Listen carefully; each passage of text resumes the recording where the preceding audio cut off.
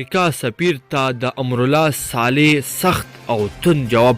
دا چې امرالله صالح د امریکا سفیر ته کوم جواب ورکړی دی ویډیو را سره تر پایه پورې وګورئ او زموږ دغه چینل هم در سره سبسکرایب کړئ.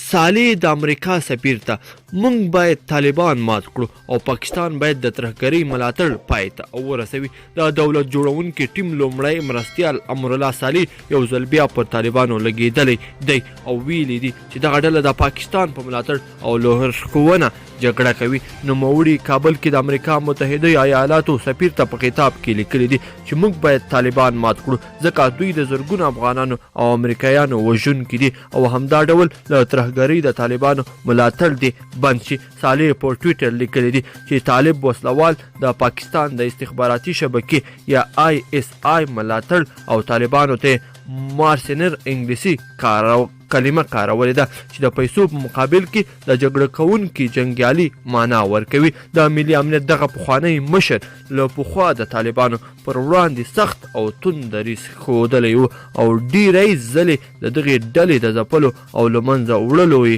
ویلي و. ګرانو کتونکو که مو ویډیو خوښه شوې وي لایک کړئ او نور دوستانو سره هم شریک کړئ.